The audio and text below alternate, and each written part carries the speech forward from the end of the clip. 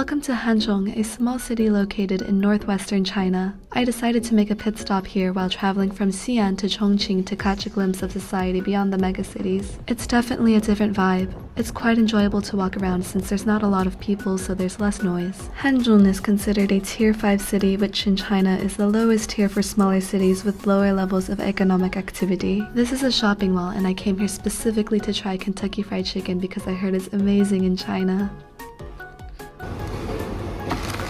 I got a Chinese donut and soy milk. It's really hot. This was nothing special, but I also got a chicken sandwich, which truly was amazing. The mall had 5 bubble tea shops right next to each other, and there were 2 more behind me that I didn't show.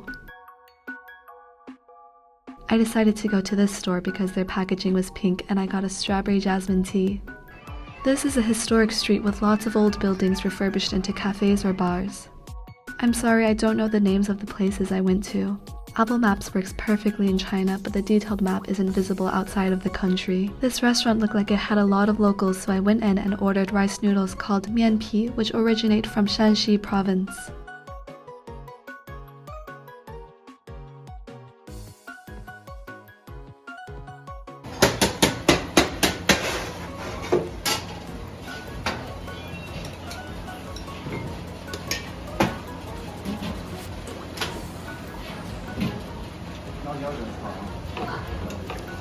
A small bowl costs 5 yuan and is made freshly steamed for each order, topped with bean sprouts, vinegar, and chili oil.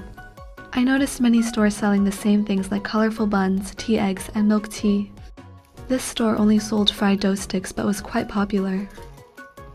Although bowing is not as common compared to Japan and Korea, I noticed that students bow to their teachers, which I think is very respectful. Bowing seems to be reserved for formal occasions rather than casual etiquette in China.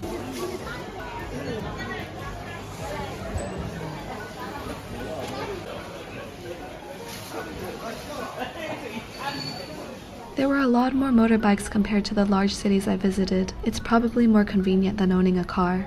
This mall was huge with 1 floor dedicated to restaurants. I thought these kids were poking hamsters with sticks, but I walked closer and they were feeding them carrots. During my trip to China, I loved getting massages. It's a lot more affordable compared to Japan, and they use different techniques like gua sha, which improves circulation, emphasis on foot pressure points, and the use of heat. I also added ear therapy and cleaning, and oh my gosh, it was heavenly. She was scratching away and I felt like I was floating and melting. Then they gave me a little cake treat after the massage. Along the way back to the hotel, I saw this colorful street filled with restaurants. I wish I had more time to try local food, but I'm also happy to simply take in the sights and sounds. This is the hotel I stayed in. It was around 220 yuan per night, which is around $30 US.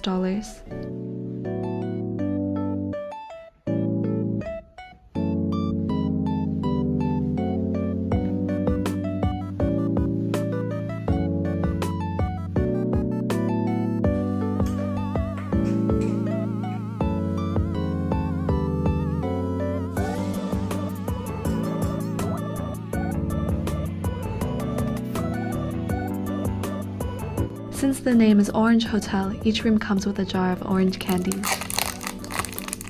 It's so cute! And the inside has some orange filling.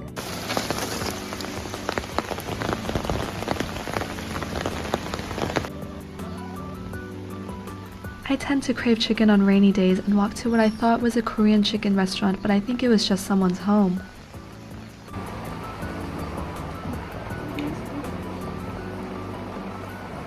I feel like this is just normal fried chicken with sweet sauce. But it's good. I just don't think it's Korean chicken. This area by the river has a lot of cute cafes, so I spent the day cafe hopping.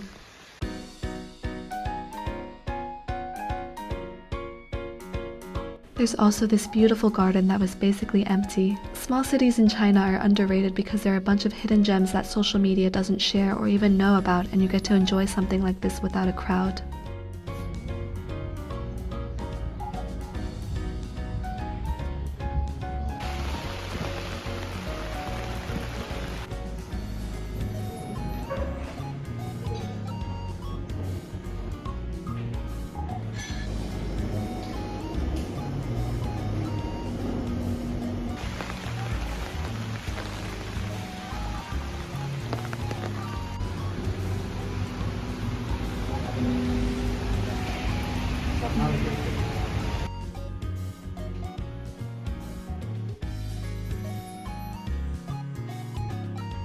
love cafes that have lots of plants. It brightens up the place with a soft green glow and smells good.